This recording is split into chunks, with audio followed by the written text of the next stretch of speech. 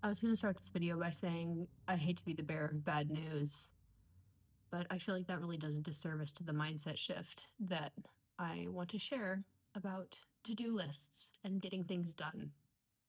Because I just had the thought while I was going on my little afternoon walk, I saw my lovely neighbor and best friend mowing her lawn, and immediately I thought, oh, that's got to feel good to tick that off her to-do list. And then I started thinking about my to-do list and what I had to do when I get home upon getting home from my walk. I thought, well, there's clean dishes. I gotta empty that before dinner because girlfriend's coming over to cook dinner. There's clean laundry that needs to be folded. It's in the dryer right now. Definitely need to take out the bathroom trash because it is overflowing as per my last recollection of throwing a Q-tip on the very top of it.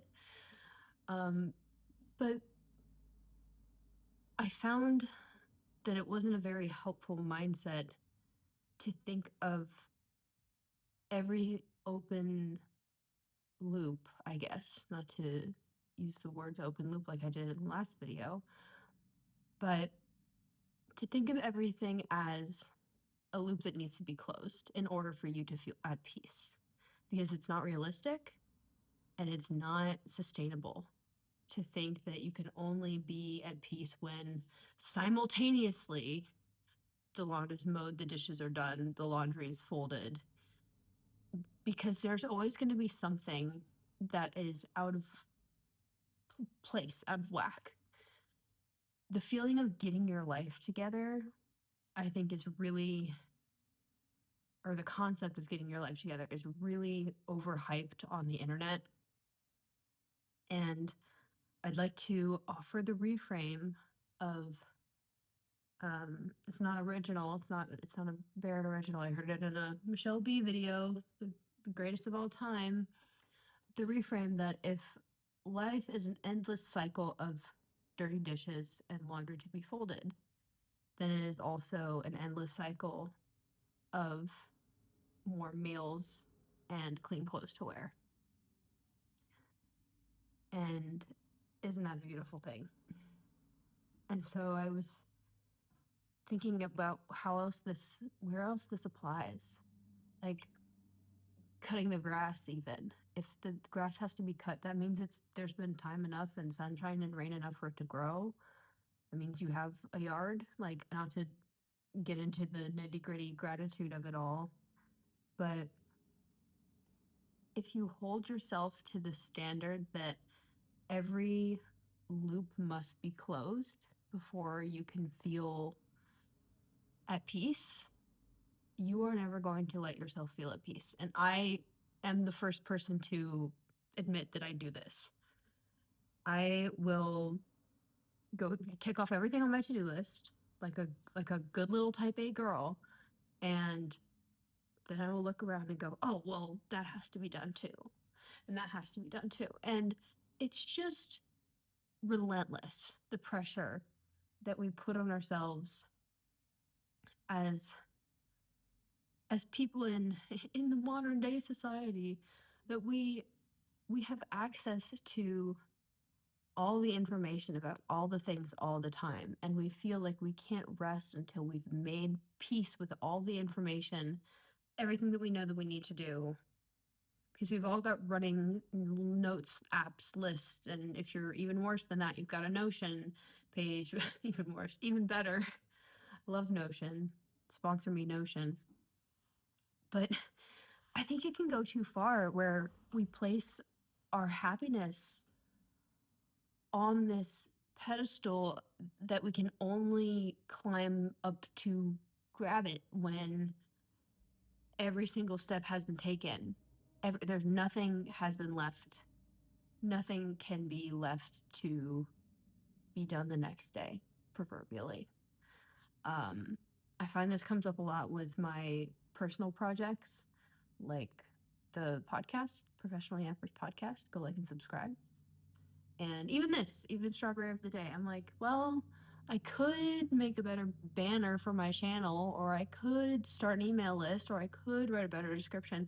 Like, there's always going to be more. But that also means that you're always becoming more.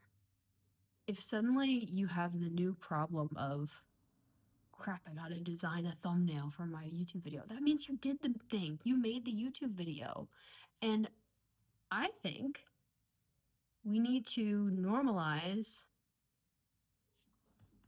giving ourselves a little pat on the back a little more often when we do accomplish the thing that we set out to do, and not just immediately move to the next domino that thing pushes down. Like when we're taking steps toward a project, say a podcast episode needs to be filmed. First I'm like, okay, well, at least it's filmed. And then the next thought is, well, it needs to be edited. And then the next thought is, well, I need to do, all the things. If we can sit with each step and give ourselves even just 30 seconds of, hey, I did that thing. I unloaded the dishwasher. It will need to be reloaded with dirty dishes after dinner in a few hours and then unloaded again, because life is a cycle. Life is not a list of checkboxes that you need to get through. But if you can be proud of your progress while you're in the cycle, that is where you can find peace and fulfillment throughout your day without having to wait for the big moments of reaching the milestones, or I don't know, the one day that you get everything done that you wrote down and you're just like, yes, I did it. Even then, like, do we ever acknowledge it? Do we ever let ourselves, do you acknowledge it when you feel like you get stuff done? Because I just move on to the next thing, and I need to stop doing that. I need to be proud of myself for following through. I think follow through is a very it's becoming a rarer commodity in our internet culture. I think a lot of us are a lot of talk and not a lot of action, because there's so much we could do. So we're like, oh, I could start this project, I could start this, but if you're not doing it, I don't know, it's a strawberry for another day. But my strawberry of today is that I hope Kristen feels proud of herself for mowing her lawn. And I hope that I can feel proud of myself for folding my laundry and doing my dishes. And that we can both realize later when we hang out, I'll tell her about this, that it's a cycle. That means the cycle of things needing to be done insinuates that things have been done. And you can always be proud of where you are, no matter where you are at in that cycle. Um, life is always going to demand more of you, but you can give what you can give and let that be enough for the day. So take from that what you will. I think that's my new sign off. I'm trying to decide what I'm doing on this little channel, because a couple of my videos, people have left some nice comments, and that just makes my day that people are getting something out of this. But yeah, thank you for listening to Strawberry of the Day, a podcast about self-compassion and self-development. And yeah, take from that what you will. That's my outro. I'll see you in the next one.